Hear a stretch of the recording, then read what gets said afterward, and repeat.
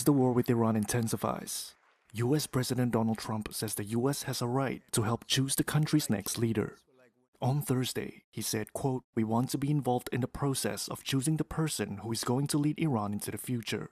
In a phone interview with Reuters, Trump said Mojtaba Khamenei, the son of the late Supreme Leader Ali Khamenei, was an unlikely choice. Trump also called on Iranian Kurdish forces to launch attacks. His administration has been in contact with the forces since the US-Israeli strike started, but Trump wouldn't say if the US would give them air cover. The Iran conflict is a big risk for the Republican president. Polls show most Americans do not support the war and worry about higher gas prices resulting from oil supply problems. My God! The conflict entered a sixth day on Thursday, with Iran launching a series of attacks on multiple Gulf nations. A social media video shows explosions and smoke as missiles hit a refinery in Bahrain.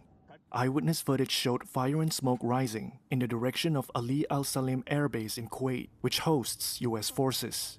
However, US Defense Secretary Pete Hegseth struck a firm tone. Iran is hoping that we cannot sustain this, which is a really bad miscalculation for the IRGC in Iran. Speaking alongside him in Florida, Admiral Brett Cooper outlined the scope of US strikes. In just the last 72 hours, America's bomber force has struck nearly 200 targets deep inside of Iran, including around Tehran. And in just the last hour, U.S. B-2 bombers dropped dozens of 2,000-pound penetrator bombs targeting deeply buried ballistic missile launchers.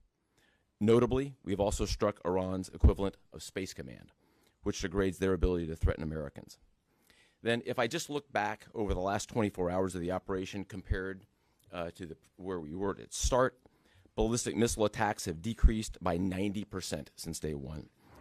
In Iran, at least 1,230 people have been killed, according to the Iranian Red Crescent Society.